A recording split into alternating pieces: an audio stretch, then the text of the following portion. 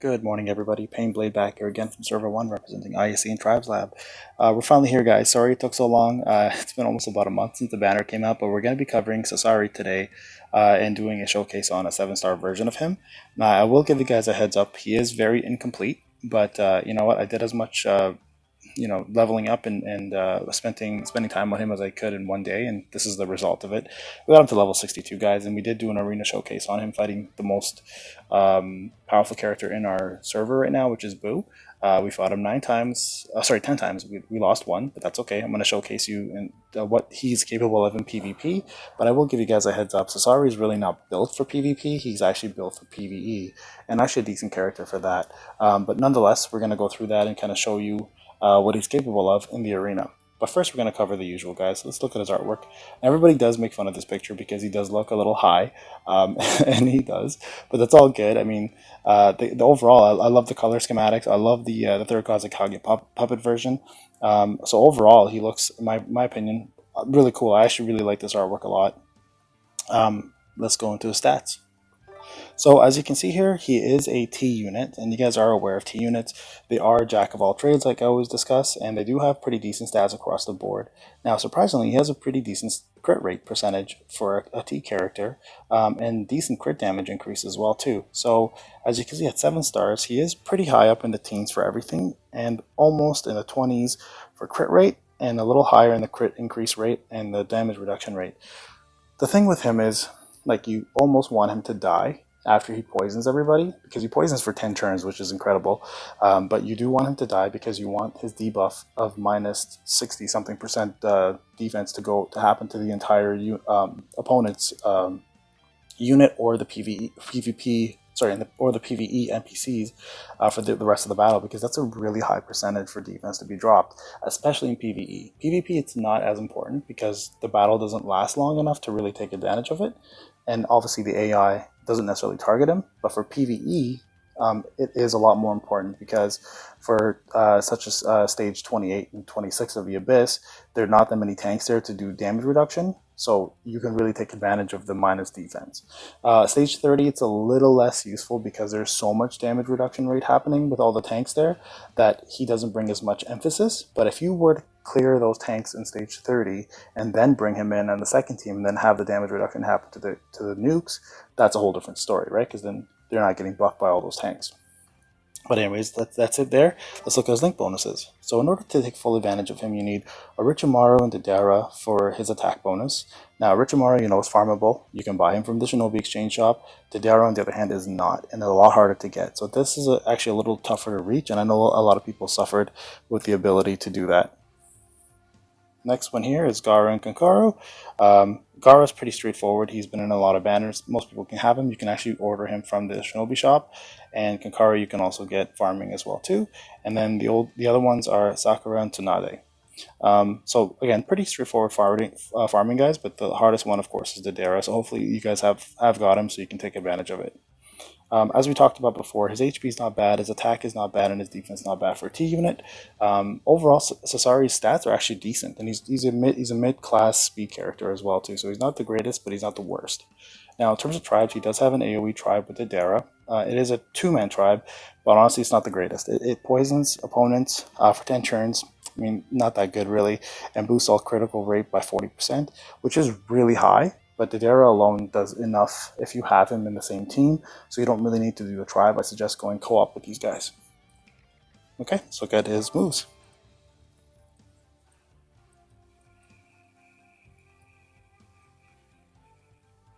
Alright, so if we look at his skills, Iron Sand Cluster.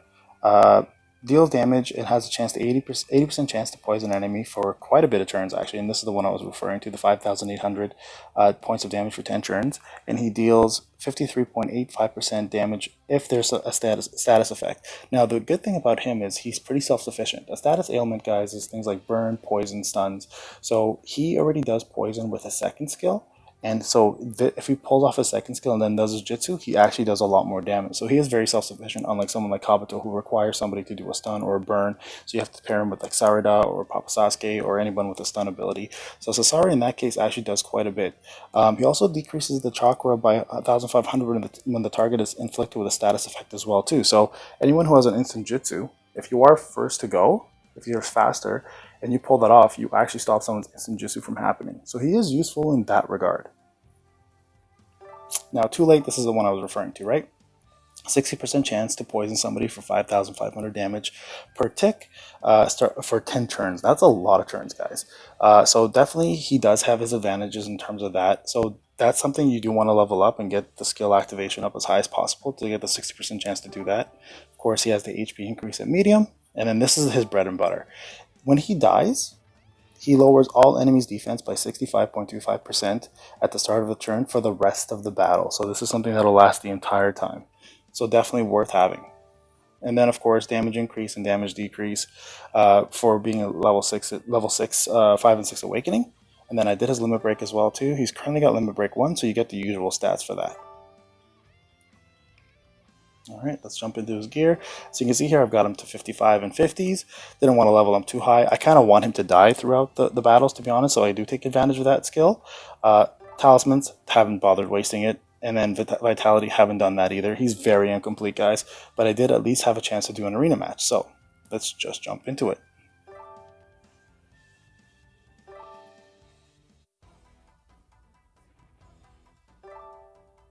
Alright, as you can see here, I fought Boo every single time. 10 matches starting here. Lost the second match, but won every single other one. Alright, so we're going to go ahead and show you this match here. And let's see if we can see what Sasori's capable of in arena. I actually haven't watched any of these matches, guys, so this will be my first time as well. But let's see what happened and how he did, and if he was worth having in the arena team. Okay, so let's start off with this one. So let's see if we get a poison off on the second skill. Because he doesn't have any buffs, right? So you're not going to see any of those. So good, he's got a second skill off. So let's actually see if I pull it off. See if I get a poison on Jiraiya. There you go. So we got a poison in, which is fantastic. No damage, no chakra decrease here because it's not a special. Or did we do a chakra? No, we didn't. Okay. So now we're going to watch, if you watch Jiraiya up top on the opponent's side, he's going to be losing health. And he's going to lose it for 10 turns. So there's the poison up top. Oh, he didn't lose it there. That's weird. Normally he would have lost it. I guess he has to actually show up his turn. Fast forward this a bit, guys. Get back to this. Hopefully they actually do kill Sasori. I want to see that defense down work a little bit more.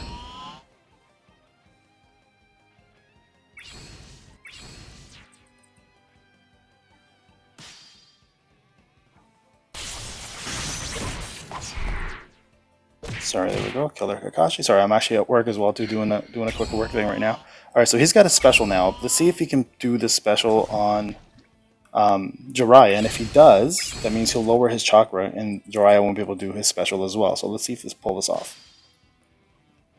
Let's see here, Karen's doing his.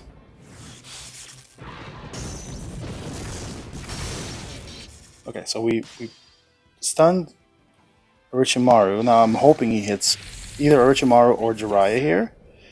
And let's see if we can. Yep, perfect. And that should lower his chakra. You know, you saw his chakra go down, and he poisoned him. So in that regard, he's actually really useful, because if he wasn't, if he hit Jiraiya as well, and Jiraiya being poisoned, we would have instantly had that move not work. Okay, so he almost killed Gaara there. So you can see he is useful in that regard, but he still doesn't hit hard enough and do enough. He's too situational. Like if you don't poison the character and you do that special, you don't lose the chakra, which is a big part of what makes that useful. So it is really important to have a stun, a chakra, or a poison, and a burn on him to some extent. All right, so we killed Gaara. And see, this is the benefit of co-op again, right? So I would have normally blocked his tribe. I keep, expressing how important co-ops are, and that's another reason why you at least got to do one and kill one of my characters. And let's see if I can do another Sasori move coming up. May not kill anybody here. Actually, maybe Jiraiya will die. There's a stun.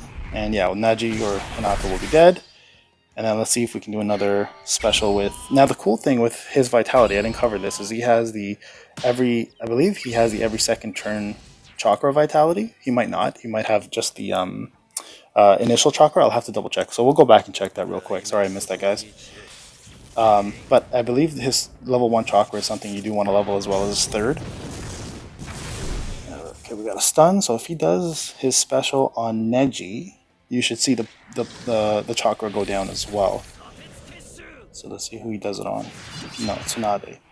So see, her chakra didn't go down because she didn't have a status ailment. So status ailments are also, guys, I'm going to skip here, are not defense down, damage reduction down, none of that. It has to be a burn, a poison, a stun, or a shadow stitch, right? The other ones are not considered status ailments. So as you can see here, he is useful in PvE, or PvP, sorry, but he's not that good because he just doesn't do enough damage output. But if you were to use him in PvE and he does die, that defense debuff is really, really important. And I highly stress it, guys. It's super important in the PvE aspect of it. So he is a little higher ranking in PvE, but PvP, he's not that good. Like I wouldn't have lost that match against Boo, that one match, if I had my normal team. But that's okay. This is the whole purpose of showcasing. So I'm going to go back here real quick and let's look at his vitality, which I apologize, guys, I forgot to cover that. But I'm just going to make sure that the first kill is the second turn one, or if it's... Oh, initial chakra. So it is the initial chakra. Okay, so yeah. So, I mean, this will get you to halfway through to the... not halfway, maybe it'll get you... No, it is halfway. Yeah, it'll get you halfway through to the chakra bar being full. So it's like Sasuke heavy. So it's still important to kind of get this up, guys. So for him, you do want to get most of this up. I wouldn't really focus on the second and maybe the fourth for him as much in PvP if you plan to use him, because you do want him to die at one point so you can take advantage of the defense debuff. But overall, I'd say 1 and 3 are pretty essential for him. But 2 and 4 is up to you. Like maybe you do want to keep him alive and just keep poisoning and using his debuffs. So it's up to you. But sorry again, guys, for the wait on him. I hope that kind of does showcase enough for you. I still think he's a great PvE character, but I wouldn't use him in a PvP team. But that's just me. If you guys find a use for him in your PvP team, feel free to comment. Talk about it in Discord and let us know. But that's been my testing so far. I'd say mediocre PvP, great in PvE. All right, guys, this is Payne. Have a wonderful day. We'll talk soon.